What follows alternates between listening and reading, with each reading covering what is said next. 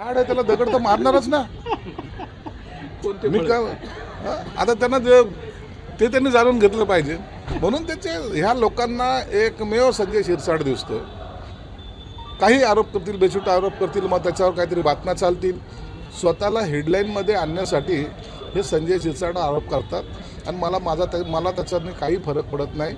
मी माझं स्पष्टीकरण माननीय मुख्यमंत्री आणि उपमुख्यमंत्र्यांनी दिलेलं आहे.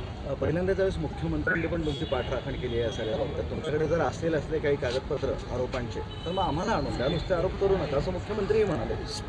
खरं आहे ना. तुम्ही आरोप काय बेछूट आरोप मी कुणावरही करू शकतो.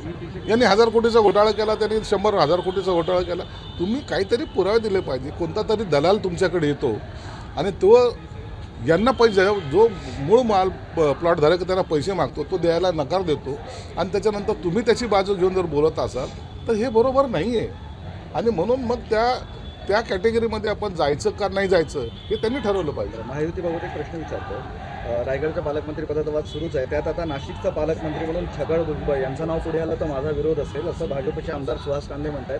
सोबतच ते असे म्हणाले, तुमचे 7 आमदार इथे आहे, सोबत किती आहे तुमच्या आम्हाला सांगा. भाजपचे आमदार नाही, सुहास कांदे हे शिवसेनेचे आमदार आहेत. त्यांनी जे काही त्यांच्याबद्दल मत व्यक्त केलं आहे त्याची दखल एकनाथ शिंदे साहेबांनी घेतलेली आहे. कोणताही पालकमंत्री निवडताना त्याचा अधिकार संपूर्ण मुख्यमंत्री आणि दोन्ही उपमुख्यमंत्री यांना आहे आणि ते जे काही निर्णय घेतील तो आम्हाला मान्य आहे. अशी धुसफूस बाहेर येते सातत्याने. आता प्रत्येक जिल्ह्यामध्ये काही ना काही एकमेकाचे राजकीय थोडंसं मतभेद असतात आणि ते काही नाकारता येत नाही. म्हणून त्यांनी केलेलं ते वक्तव्य आणि त्याची दखल शिंदे साहेबांनी घेतलेली आहे. रेशिओ आहे नोकरी देण्याचा नर्समध्ये, तर ते म्हणतात पुरुषांसोबत भेदभाव का, असं ते आंदोलन असेल. बरं असो. रोहित पवारांनी एक मोठा आरोप तुमच्यावर केला होता आणि तुम्ही त्यावेळेस नव्हते आणि खूप मोठे नंतर संजय राऊत वगैरे सगळेच बोललेत त्यावर. आरोपांचं सत्र, मालिका, पालकमंत्री बोलतात. बघा, रोहित पवारांनी जे आरोप केलेले असे आरोप रोहित पवारकडून मला अपेक्षित नव्हते. त्यांनी मुळामध्ये सिडकोच्या ऑफिसमध्ये जाऊन ही सर्व माहिती घ्यायला पाहिजे होती आणि सिडकोच्या अधिकाऱ्यांनी सुद्धा त्याच्यावर स्पष्टीकरण दिलेलं आहे. कुठून यांच्याकडे फिगर येते काही कळत नाही.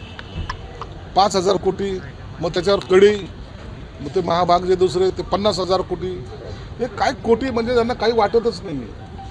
आणि असा व्यवहार होत असतात का? त्या प्रकरणाची तुम्ही जाऊन स्वतः चौकशी करा, त्याच्यातलं कागदपत्र तपासा आणि नंतर आरोप करा. परंतु या आरोपामध्ये काही तथ्य नाही. रोहित पवारला सुद्धा संजय राऊत सारखी सवय लागलेली आहे आणि मला वाटतं हे रोहित पवारसाठी चांगलं नाही. माझं तर काही नाही, जे आहे ते स्पष्ट चित्र समोर आहे. वारंवार टार्गेट संजय शिरसाटच का? आता उपमा केली आहे, देवाची तुलना केली आहे. ते म्हणतात की हे त्रिदेवाचं सरकार आहे आणि हे सगळेजण ब्रह्मा विष्णू महेश आहे. हे बघा, त्यांनी काय उपमा दिली हा त्यांचा श्रद्धेचा विषय आहे. त्यांनी काय उपमा द्यावी हा त्यांनी त्याच्या मनाने त्यांनी घेतलेला तो निर्णय आहे. म्हणून आता त्यांनी घेतलं म्हणून आम्ही त्याला काय हे बोलणार नाही.